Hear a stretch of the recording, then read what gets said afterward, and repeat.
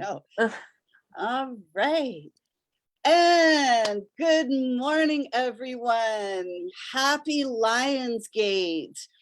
Welcome to another edition of Solution Sunday for our Lionsgate edition. We have special guest, Heather O'Neill. Heather is an energy alignment coach, and today, the Lionsgate, the energies are aligned in a spectacular way for all of us. So Heather is the perfect guest for us today. So welcome, Heather. Thank you, Lisa. Thanks for having me. I'm happy to be here this morning.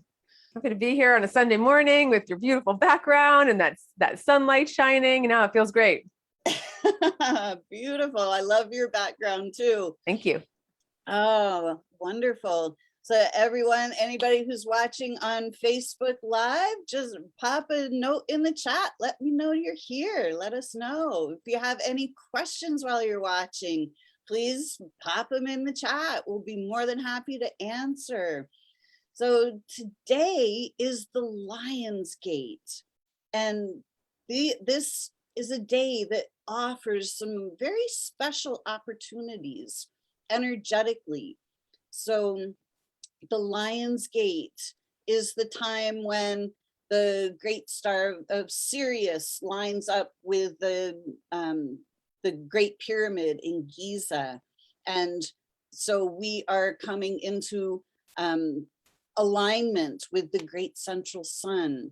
Good morning, Shannon. Thanks for joining us this morning.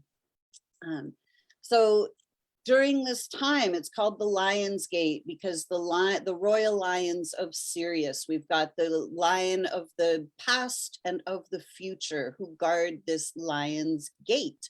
So it is those who are in the present moment that are able to walk through that portal between the past and the future into a brand new reality. So today is a very powerful day because of the energetic alignments. And everything that we focus on today can be amplified into our future and now moments. So what we focus on today is very important to be laying the foundation for our future. So Heather, you must talk a lot about being in the present and aligning your energies as an energy alignment coach. Why don't you tell us about what that is? Yeah, I do talk about it a lot because what I realized when I kind of started on the whole personal growth journey was how out of alignment I was with myself, with who I truly was, you and I were talking before we started about those feelings when we were kids, before we were just unencumbered by all these layers of life and other people's conditioning and other people's thoughts about what we should do or who we should be. And, we were just free. And I get this picture in my head of running around, playing outside. Like, I think you were even saying climbing trees, but we were there wasn't any thought about anything other than who we were and what did we want to do in that moment and what felt good. And we were following our highest excitement. And, we grow up and we grow up in a world that's structured very oddly, as we were talking about, where, we have to go and do something. It's all about doing and go do this and get a job and make a lot of money. And it's all accomplishment driven. And that becomes the measure of success. And people just move farther and farther and farther away from that essence of who they really are. And when I started kind of following what I call my own dark night of the soul, I got divorced and I just was not, I was in a dark place and I was unhappy and was telling myself a lot of stories that weren't true, but those were the stories I was choosing. And at the time I wasn't aware that I was choosing them. I was just telling these stories. And when I kind of started coming out of all this and having that desire to heal and just, it was like a knowing of, well, I want to get back to myself without even really knowing what that meant. but just this knowing of I was disconnected from myself. I was out of alignment with myself. And I started just exploring what I love again. And what I tell people too is a great thing. It's like, make a list of what you used to love when you were a kid, because it's really the same stuff. And it might look a little different now. Like, when I was a kid, I had a rock collection. I loved rocks. That was like, I just, and now I'm like, today I'm into crystals, and I'm like, it's the same thing, but it's just that space within us, that's our essence, that's our own unique, beautiful, divine essence. And really, at the when we talk about alignment, really at the heart of it, it's love. It's that space of love and joy within, that we become out of alignment with that, and with source, with our highest self. All of it just gets, we can behave from a place of trying to be something that we're really not, and then that puts us out of alignment with our highest self, and we stop consciously making the choices that will serve our own highest good, when we're also taught that, like, well, we have other people to take care of, or we put other people first, and that's a beautiful thing. I'm an empath, and I've spent my life putting everybody else first, but that really becomes kind of boundaryless. So then it's even, out of alignment with your own self-care. So really, to kind of tie all that together, like the alignment I talk about is, alignment with source, alignment with your highest self, alignment with love, alignment with your true essence, and making choices from that place, and alignment with the grounding in this particular earth experience, and this incarnation, and in this body, from a place of grounding. Yeah, I love that. We are always taught to be selfless and to put others first. Think about your grandmother. What's this gonna do to your grandmother when she finds out? Like whatever Yeah. it is.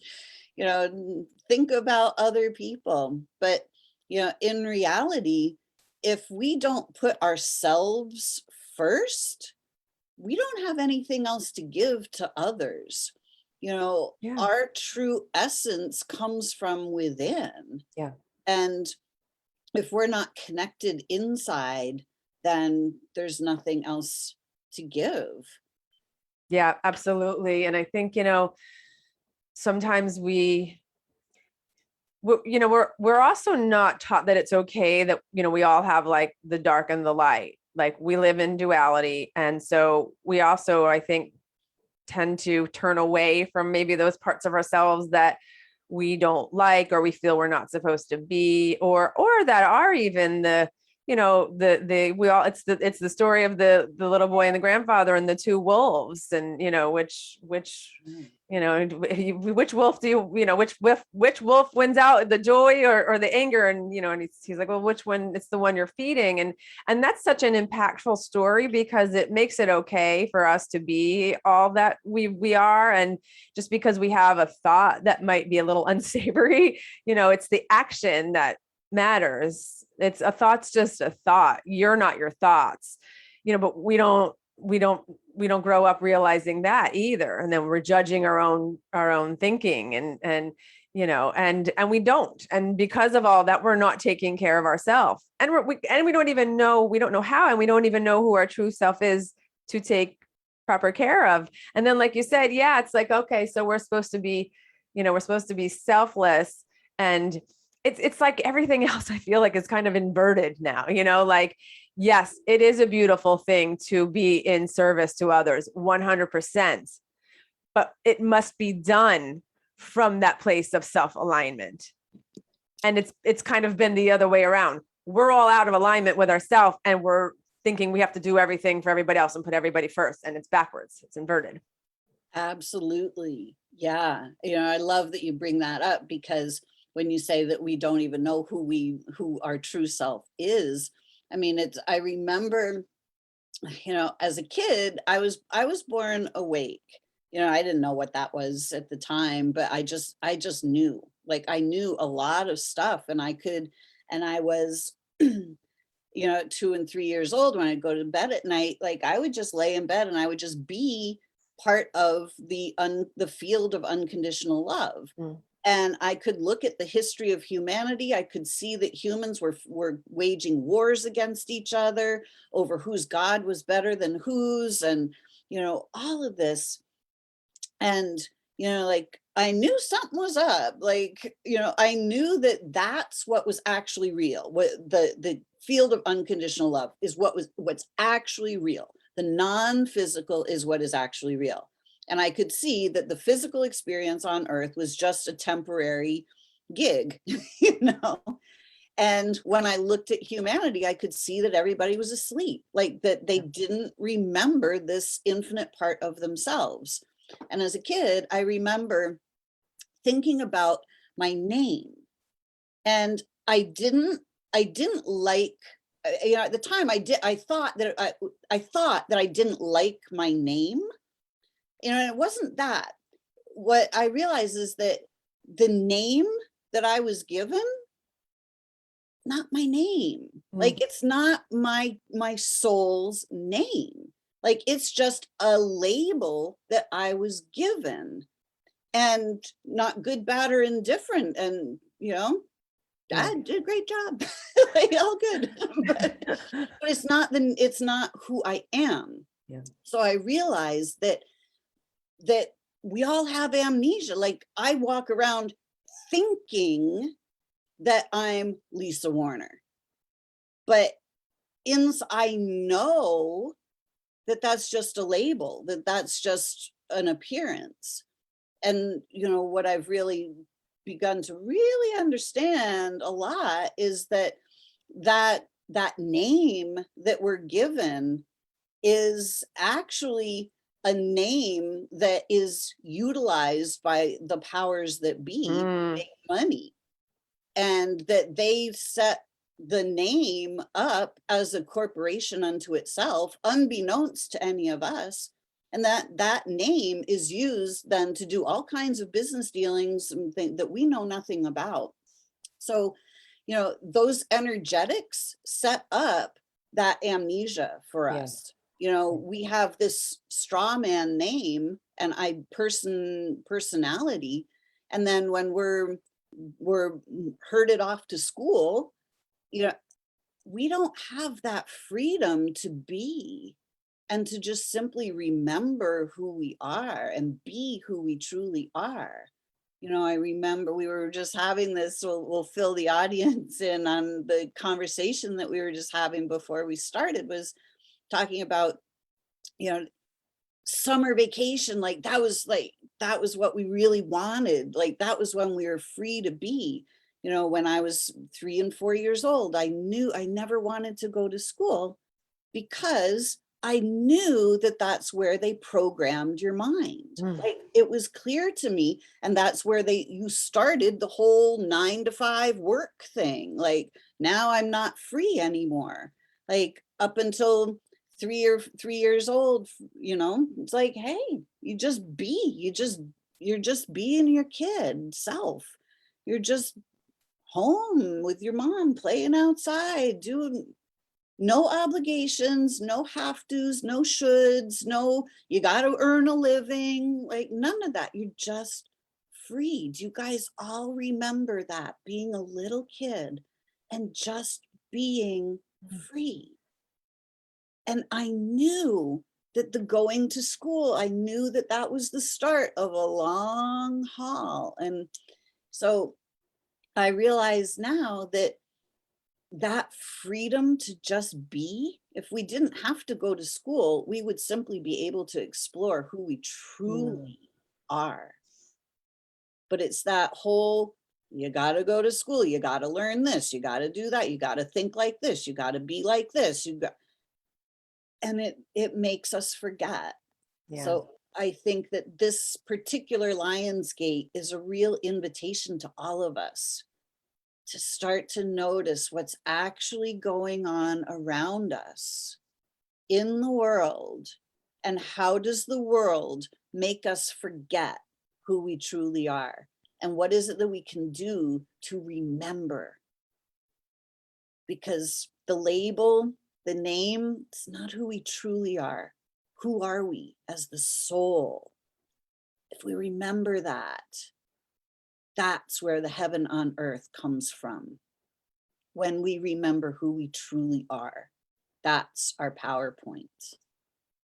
Yeah, that's beautiful. And I'm so amazed that you got that at such a young age. I mean, just such an incredible thing. And you were helping me to remember when we were just talking before of that feeling of knowing that I wanted that freedom. Like I like doing my own thing. I liked, whatever I would sit in my room and do and create, or, I liked being in in my own creative energy. And it's funny because I always knew I knew there was more to what I was knowing in that daily life. Like, I guess I knew there was some form of amnesia happening, but I thought that I wasn't going to be able to know really what was going on until I became non-physical again.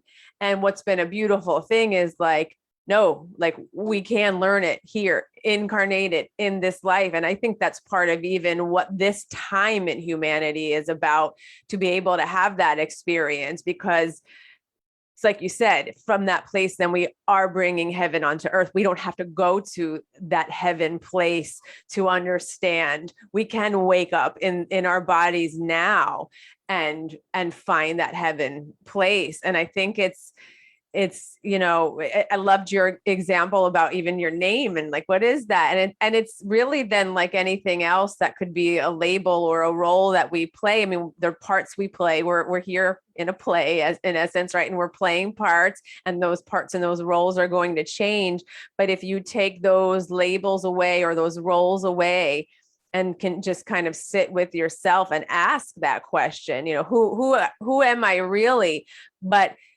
But you allow for the answer to come in a feeling state rather than a label or an answer or a word. I mean, obviously our language is very useful, and a lot of times it's great to have language put to things that we feel, because then we can help work through them and heal them. But I'm saying from that question, it's really a feeling into of who am I, and also of then also asking, what does heaven on earth look like for me? I mean, I've been saying that for a while now, that I think that's part of the big lesson of what's gone on since all of this started, over a year ago, was like, there's so much breakdown and chaos, and as uncomfortable as it is, it seems to be necessary so that we can, move through and create anew. And to me, that is the creation of what does heaven on earth look like.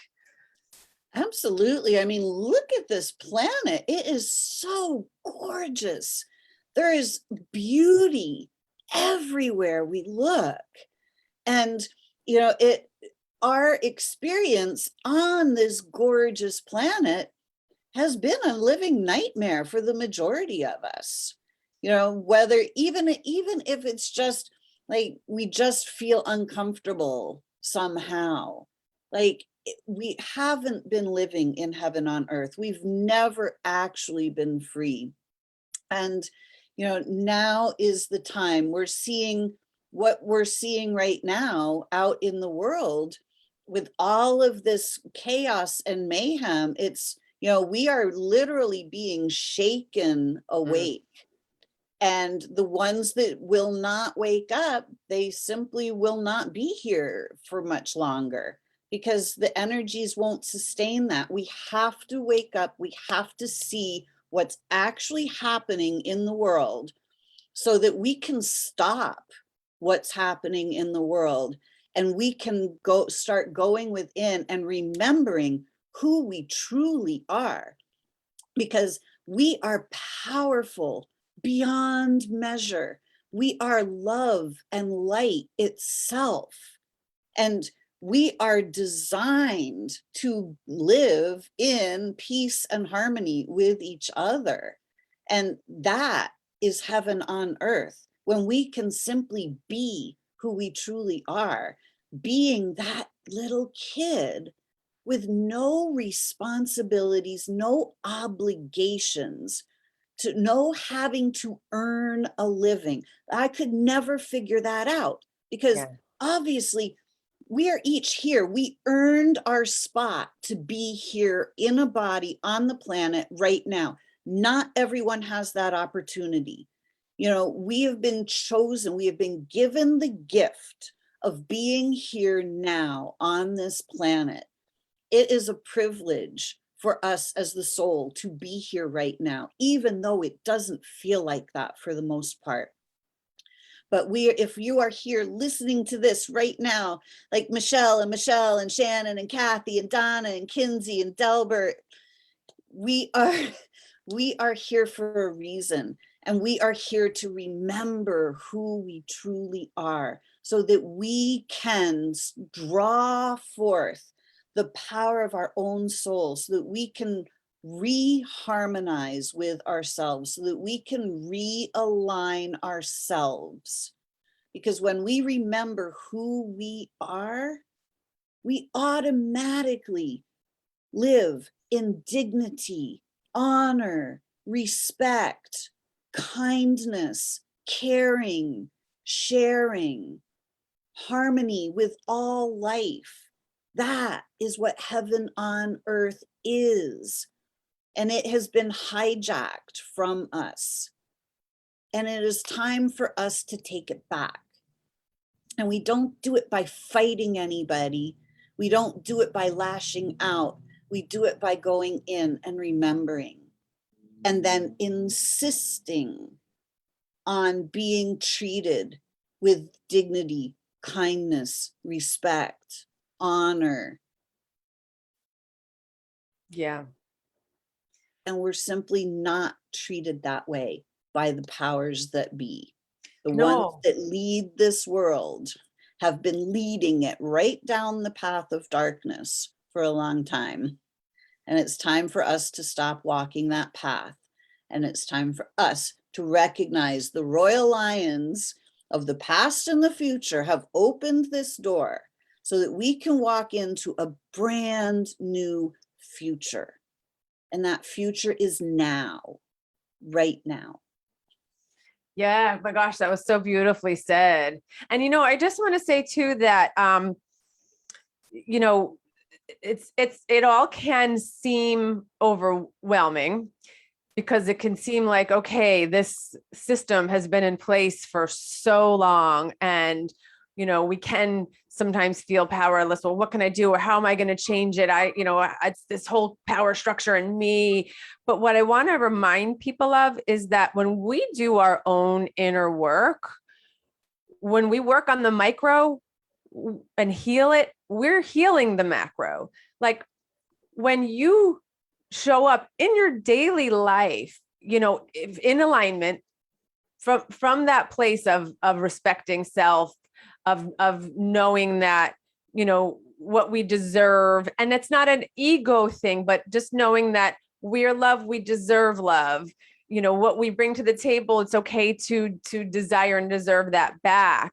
And that, it's like the example of like being in a bad relationship with somebody, and having them maybe treat you not very well, or even, abusively on any level, emotionally, mentally, anything. And recognizing that, you're a beautiful, divine, sovereign being, and that it's you don't need to be in a situation where another human treats you like that. And then you remove yourself from that situation, you're healing, on your own personal level. But that healing, from an energetic standpoint, that healing raises your own vibration. And the higher vibrational energies are so much more powerful than the lower vibrational, denser energies. So while there are certainly action steps that people can take right now to not accept, some of the higher structures that have governed us and kind of run our lives, it doesn't have to feel so overwhelming, like you can't do anything about it, because you can show up, in your daily life, connected to your own love and joy and all of these things. And when you make those changes on the micro, it really does become reflected in the macro. And the more of us that move towards that space of true self, of sovereign beings, we are raising the vibration on the planet, and we are doing, even in our own world, we are doing, if there's a ripple effect, and we are doing more than we realize. And it doesn't have to feel like, what am I just going to go do to change the whole system? But you can do that by your daily choices in your daily life and what's surrounding you. Absolutely. I think that the whole idea of doing has really kind of distracted us from being. The thing that we need to do is to be. Like, to truly be who we are. That's our job. Like, that has to be our number one focus right now. Like, we have to remember who we are. We have to be able to honor ourselves, because until we can honor ourselves, no one else will be Yep. able to honor us, because they're not seeing who we truly are, because we're not being who we truly are. Yeah. Yeah. It's like, we show up as something other than, exactly, we're treated as somebody other than who we are. Exactly. When we're trying to fit in, when we're trying to please other people, when we're trying to do the right thing, what's the right thing? According to who? Like, if we're trying to do the right thing according to mom, dad, teacher, minister, doctor, lawyer, Indian chief, it's we're doing somebody else's right thing, and it's not the right thing for us. So this is the time to start really truly remembering who we are and really honoring ourselves, trusting ourselves, loving ourselves and ourselves. Our poor, dear, sweet bodies have been so used and abused and maligned, and I'm not pretty enough, I'm too fat, I'm too skinny, I'm too tall, I'm too short, I'm too this or too that. No. Yeah. You're not your body. And when you love and honor yourself, your body will change form, it will change appearance, it will start to become in alignment with you. When you love you, you will also start loving your dear, sweet body. And that's all it takes to heal anything that's going on in your body. It is Yes. so simple. Yes, it is. We complicate things so much. And you're right. Like, just even, every morning in meditation, I've taken a moment and scanned my body, like from head to toe, just with love, just making sure that I send that love feeling to all the spaces in my body, because you're right. Our cells do hear us. They are, our thoughts and our experiences get encoded in our biology. And like you said, we spend so many years hating on our bodies because of images we get shown that we think we have to be like. I remember a few years ago, a friend of mine, like, she kind of gobsmacked me with this when she's a health coach, and she was saying, I was having stomach problems, and she was talking about just the way our thoughts end up in our bodies. And I'm like, yeah, every time I would look in the mirror, where do you go? Your eyes go right to your spot that you don't, oh, my stomach, it's fat. And I say these mean, horrible things to myself. And well, of course I'm going to have stomach problems. She was like, it's no wonder your stomach is giving you trouble when you're hating on that part of your body. And I was like, oh my gosh, you're so right. Like, that's so true. And, but we're not mindful of that, of how we are treating ourselves, and how, we don't deserve to even treat ourselves in a way. We wouldn't go look at someone else and treat them that way. And, it is I love that you said that too. Our bodies will change form when we treat our bodies differently. It's absolutely true. Yeah. Our bodies are designed to morph and shift. We are literally shape shifters. And, you say, oh, well, that's just crazy. Well, what shape were you in when you were birthed? How much has your body shape shifted since birth? That's literally shape shifting, because you are the same being that you are when you were born that you are today. You have not changed as a being. So your body has simply morphed and shape shifted to match who you are being in the moment. First, we're the newborn, then we're the infant, then we're the toddler, then we're the preschooler, then we're all of those belief systems. The body just simply reflects, you know, Yeah. that's literally how it is, you know. And now when we're adults, what's the predominant belief of adults? Aging. Oh, I'm getting older. Oh, my face, I got all these wrinkles. Well, it's like when we believe that we're aging, guess what happens to your body? If we just live in the present moment without any age attached, do we actually age? That's such a Is great there point. any need to age? People ask me all the time, yeah, and I know that I frustrate everybody, but they, you know, a lot of times people say, "Oh, well, how old are you?" I'm like, and I literally have no answer. Like the question, like there's a complete and total disconnect when I'm asked that question, because like I don't have an age. I'm just infinite. Like, you know, and I'm not being a wise ass. Like I'm really not. It's just like it doesn't make sense to me.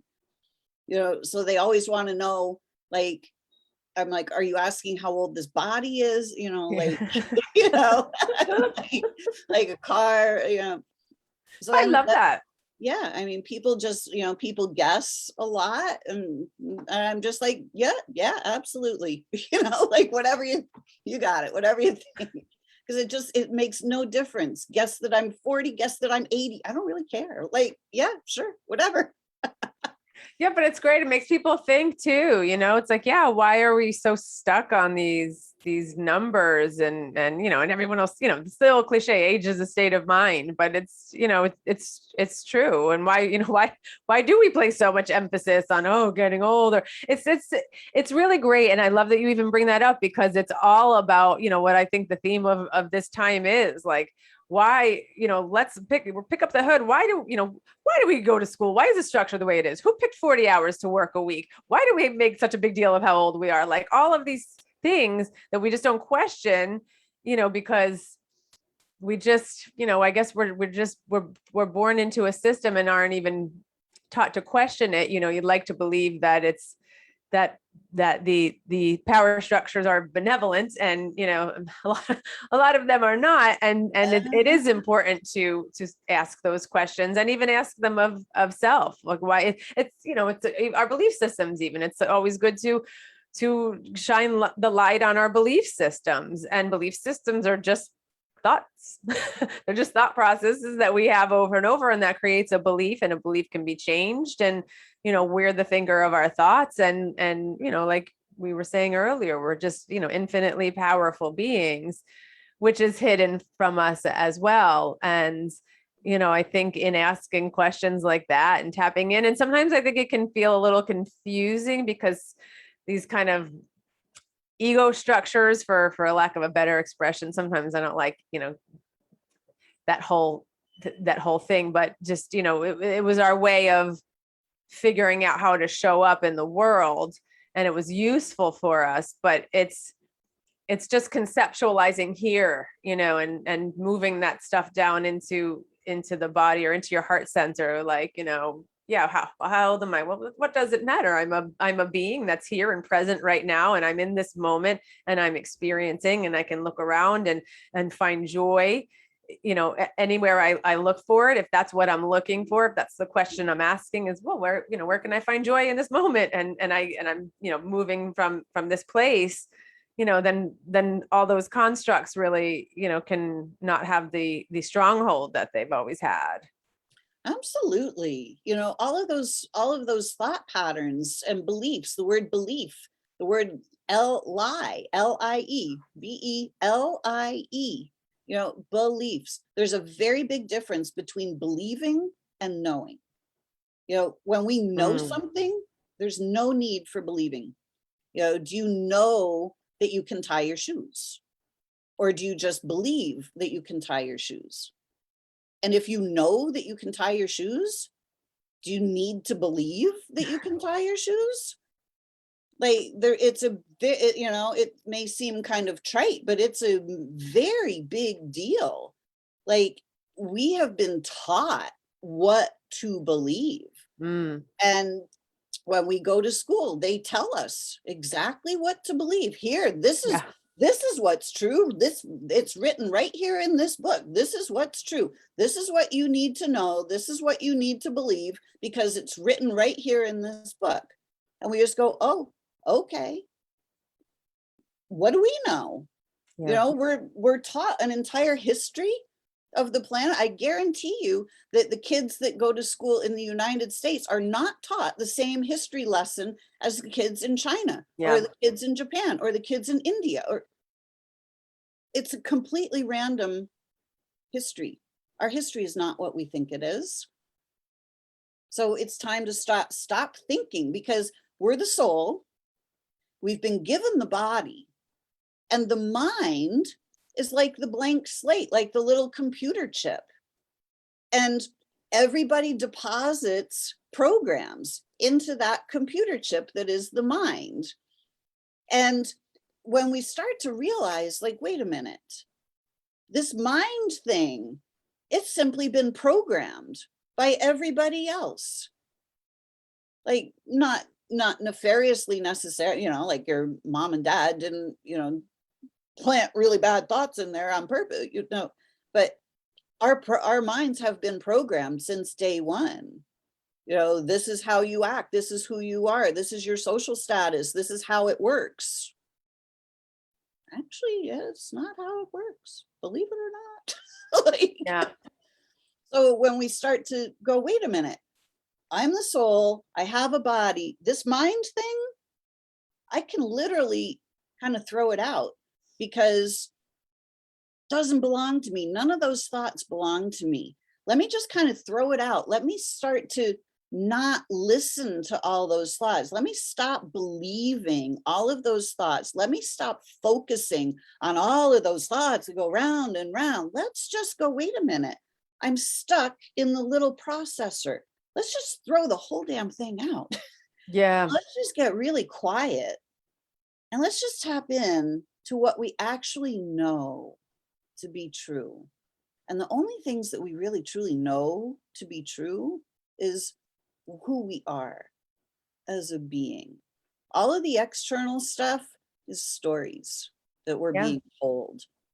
We don't Yeah. have to believe any of the stories, especially the major narratives that are being thrown at us, screamed at us, yelled at us, forced at us.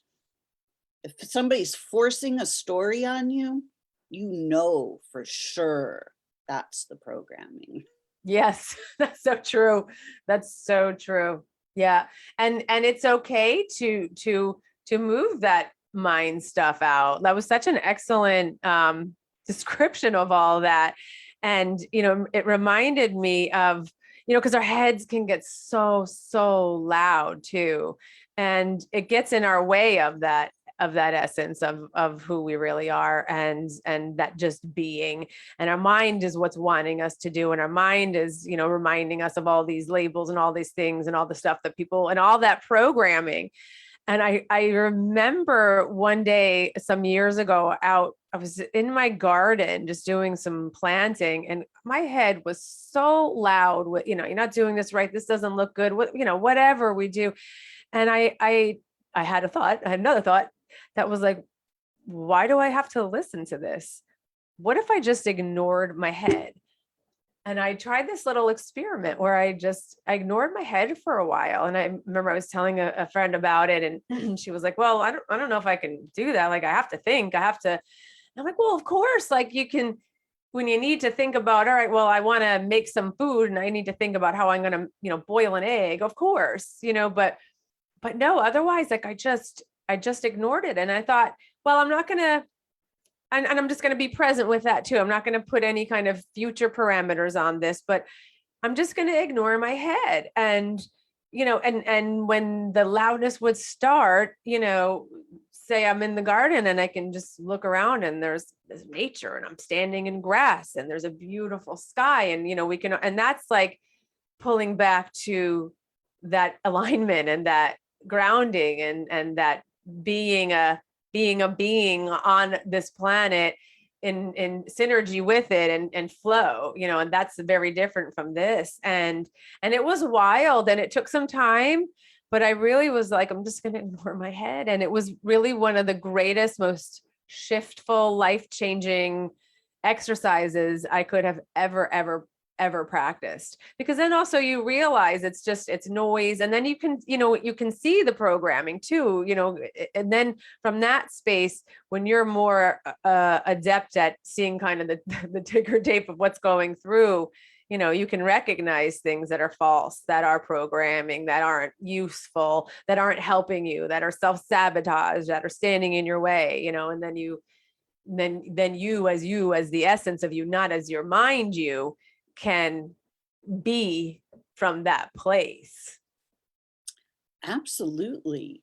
I love that you say that, because you're really describing being in the present moment, noticing the beauty, noticing what you actually prefer to notice. We're all just taught to notice our thoughts. So we just place our attention on our thoughts, and then we just go round and round and round on that roller coaster. And it's like, hey, there's a whole other amusement park out here. Yeah. You Yeah. know? And like you said too, then, there's other powers putting those thoughts in our head too. And that's really important right now to realize. So instead of, when you have that awareness too, then it's like, okay, why is this thought being jammed in my head, or this, yeah, absolutely. Exactly. Absolutely. Yeah. So Michelle is asking, do you have any suggestions on shutting off the brain and the thoughts? Well, I'm always going to say meditation. And I want to say this from a point of, most of the time when people have trouble feeling like they can't do that, they steer away from meditation, because they think meditation is about completely shutting all your thoughts off all the time. And I just want to clarify that that's not it. That's not possible. Our minds are always going to be thinking or having a thought, but it's about slowing that down to a pace to where you're aware of it. So when I talk to people about just starting a meditation practice, I say, like, just take 5 minutes of the day, in the beginning, set a timer so you're not thinking about it, and just sit still and breathe. And all you want to do is pay attention to your breath, and your mind will go to, oh, I don't want to sit here right now. Oh my gosh, is the 5 minutes up? What am I going to go make for dinner tonight? That's the mind doing its thing, and it's okay. But then you catch yourself, okay, now my mind's kind of off on this thought train, I call it. And that's my breath. I really want to be paying attention to right now. And then you just move it back to your breath. And then you say, oh my God, I just did, that's so great of me. I just did, like, it's like a rep, because I caught myself thinking and I brought myself back, and that's it. Like, that's it. No one's going to go and sit down and I've been meditating for years, and there's sometimes I'll sit down and I'll sit there for 15 minutes and my mind's kind of going the whole time. And I don't beat myself up about it. I just say, that's really great that I just sat still with the intention that I just wanted to kind of be for a few minutes. And I did the best I could. And I really think just even starting off doing that 5 minutes a day will make it easier, because you then in your regular day catch that same thing. Oh my gosh, my mind is rolling and rolling and rolling on some kind of useful thing about I'm not good enough, and I didn't do this well, and I didn't do this right. And you can pull yourself back and say, like, that type of thought process or pattern is not serving me. And ultimately, that's not how I want to feel.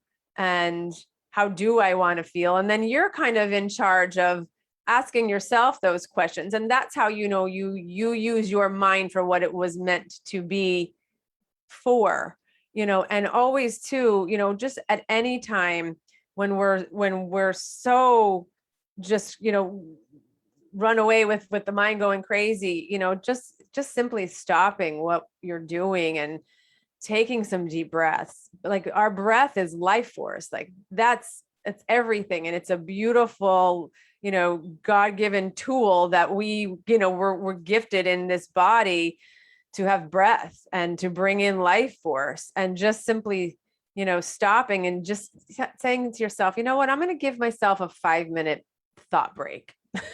and putting your attention on the soles of your feet, putting your attention on your sit bones if you're sitting down, and breathing into those spaces to bring some grounding into your body and to bring your energy into your body instead of your thoughts having you, all over the place and the future and the past and everywhere else. But putting your attention on those places that can bring in that feeling of grounding, and then bringing your attention into your body, and doing that really stops some of that monkey mind as well. And I say those things because sometimes we have to just do that a little bit just to get to the place where I can recognize my head's going crazy. It's telling me lies about myself, that I'm not good enough, or, I didn't do this like this person. And you know what? I'm not that person. So I shouldn't be doing this like that person. And I just want to get in touch with me and how I would do a thing. And everyone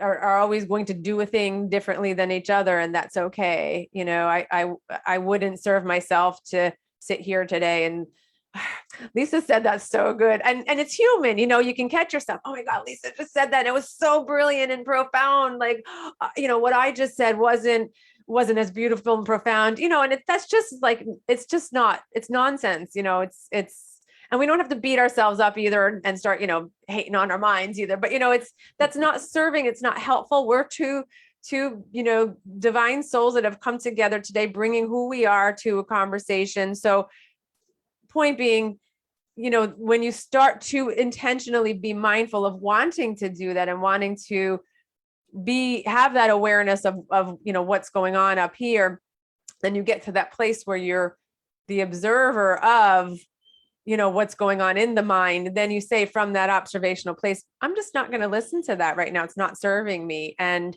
you can set the intention like I did, even like, I'm just going to ignore my thoughts for 5 minutes, for 10 minutes, for an hour today, and just move into it. Like, we don't ever have to go from 0 to 60 with anything, that's then the mind starts putting pressure. But I think, hopefully those steps will be helpful to kind of get to that place where you can just say, I'm not listening to you.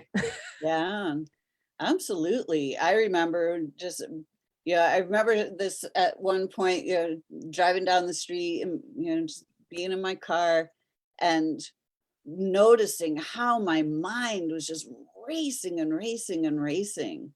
And I thought, you know what? I'm just going to do whatever it takes to stop this. Like, I can't live in this noise anymore. Like, I refuse to live in the noise. And I made a really clear, conscious decision to stop the noise and to get quiet.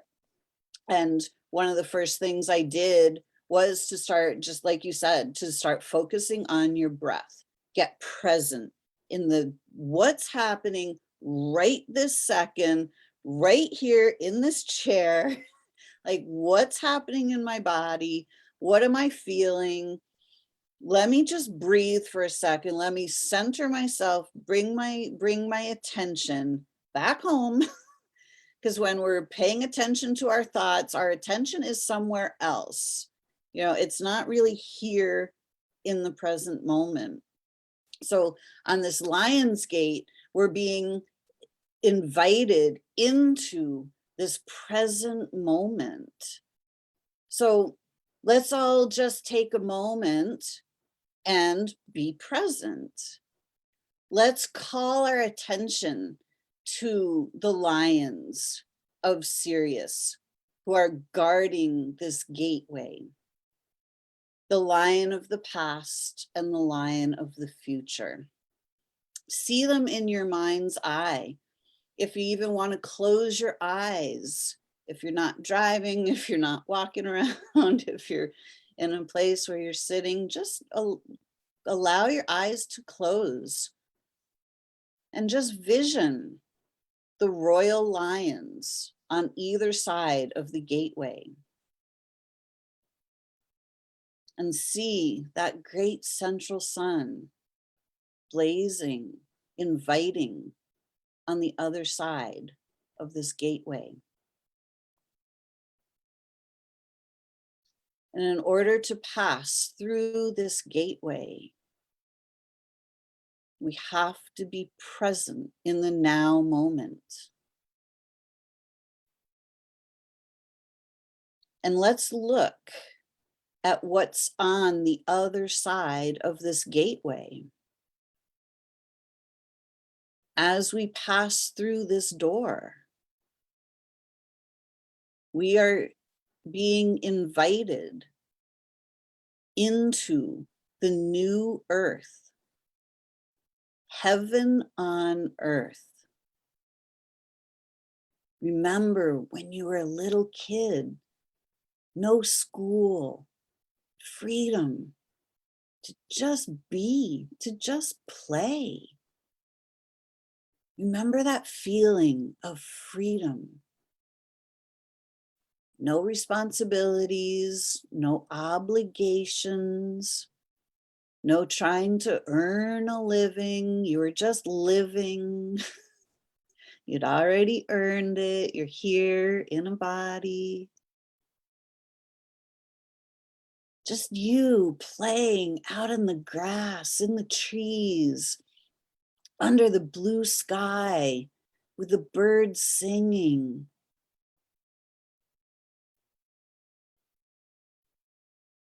Notice the beauty of this planet, the mountains, the lakes, the rivers and streams, the deep blue oceans filled with dolphins and whales and fish, octopus, turtles, amazing fish of all different colors, coral of all different colors, the sun, the gentle breeze, the Great Barrier Reef, Mount Kilimanjaro, Mount Everest, the Sahara Desert, all of these amazing places on this planet. There is beauty beyond measure here. And we deserve to live in peace and harmony with this beautiful planet.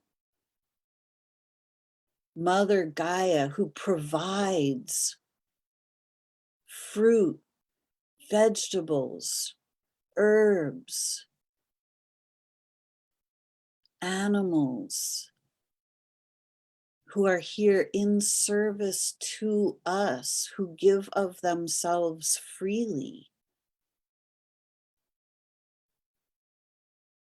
However, how can we create the new earth where all beings are honored, where we live in harmony with the plant kingdoms, with the animal kingdoms, with the fish kingdoms?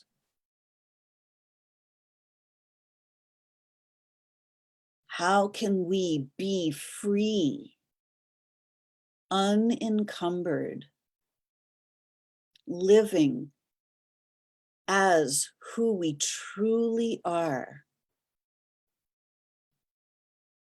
in service to ourselves and each other, by honoring the gift that our soul came here with. Each and every one of us have brought gifts with us to share. And those gifts are our passions. The gifts we have are to be celebrated because they are here to allow us to be in service, to add to our community. Maybe your gift is gardening. Maybe your gift is visioning. Maybe your gift is caring for and raising children. Who knows? What's your gift? What are you passionate about? If you were completely unencumbered, how would that feel?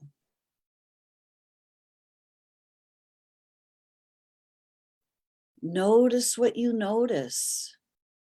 Can you feel the lightness? Can you feel the possibilities? Can you feel the harmony and the freedom to simply be yourself?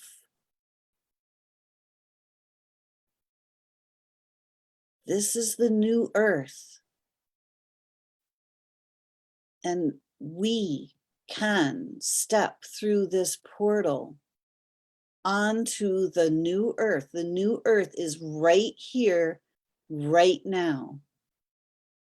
When we simply be who we truly are, standing in our own honor and integrity, saying no to the things that don't resonate, and saying yes to the things that do.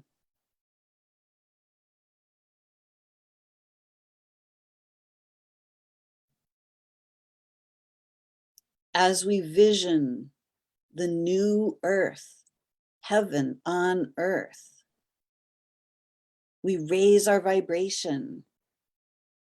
And what we focus on, we create.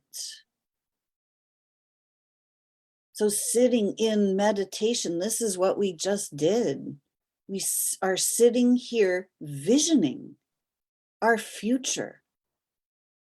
And the more we vision our ideal future, our best possible future, our most harmonious future, where we live in heaven on earth, in harmony with all life, the more we place our attention here, the quicker it becomes made manifest.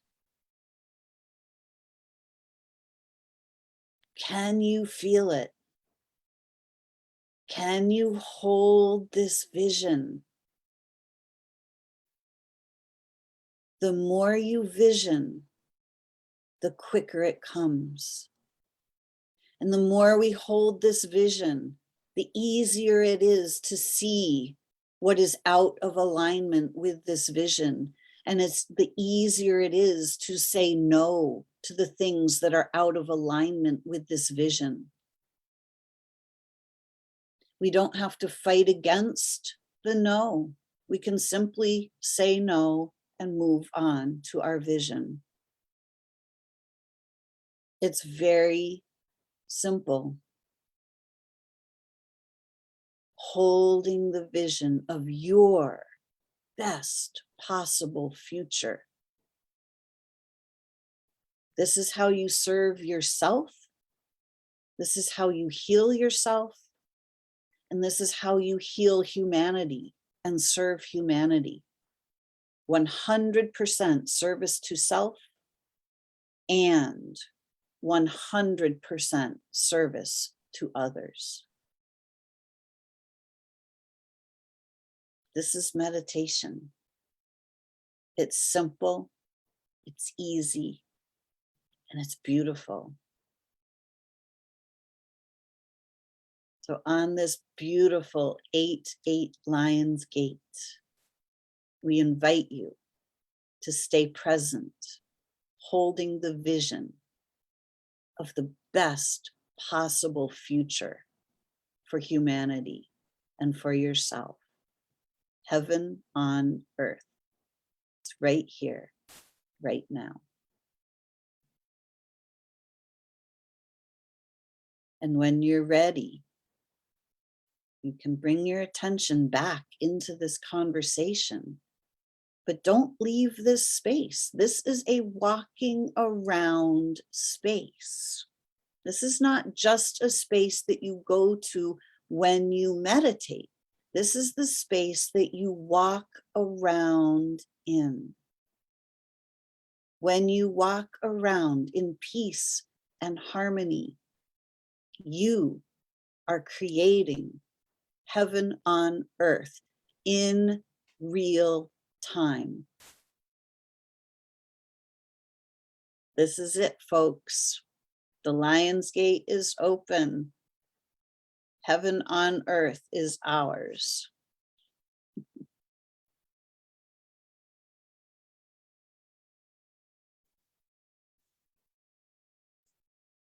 That was beautiful, Lisa. It's time for all of us. And I see that Shannon wrote in, my husband and I did not name our 5 kids. They went through naming ceremonies with the spirit realm, guiding the healer to their name. Wow. Ooh, give me the chills. Beautiful. Right? Me too. Wow. Wow. I love that so much. Isn't that beautiful? Yeah. Shannon's of Native American heritage. So much wisdom there. I love that. What fortunate kids to have such amazing and awake and aware parents. I love that. Beautiful. So this week, everyone, start visioning your heaven on earth. Sit quietly and ask, what's my name? Mm. And when you listen for the answer, it most likely will not come in the form of a word. Our names, we are not physical beings. We are light and we are sound, we are vibration. So color, light, sound, and essence. Feel the essence of your name. Beautiful. Heather, thank you so much for such an amazing conversation today. Oh, thank you, Lisa. You're just, my goodness, you're amazing. That meditation was just beautiful and spot on. And thank you for that. Thanks for having me. I thoroughly enjoy speaking to you always. And it's been a really lovely, soulful Sunday morning, which is what a beautiful way to start the day. And like you said, carry that space that we have been in for this past however long it's been, and stay in this space and carry this space with us throughout our day. Thank you. You're welcome. Thank you so much. And how can our audience reach out to you if they want to connect with you? How do they do that? Well, my website is healing.family. And you can contact me there. I am on Facebook also. My page is Heather O'Neill Inner Healing, and either place has got some good info about me and ways to connect. So beautiful. And we will put your links in the chat here in Facebook, and we will also put them on the description on the YouTube video. So everybody can just simply look in the comments and find our information to connect with either one of us. So thank you all so much for such a beautiful Lions Gate Sunday morning. Thank you for joining us, and wherever and whenever you are listening, thank you for tuning in. So we hope this has been a beautiful experience for you. Michelle is saying, thank you, ladies. These Sunday mornings are always a recharge for my soul. Thank you, Michelle, for joining us. Glad you have internet today. She doesn't always. So beautiful. All right, everyone. Thank you all so much. Until next week, create for yourselves an amazing week of heaven on earth. Bye for now.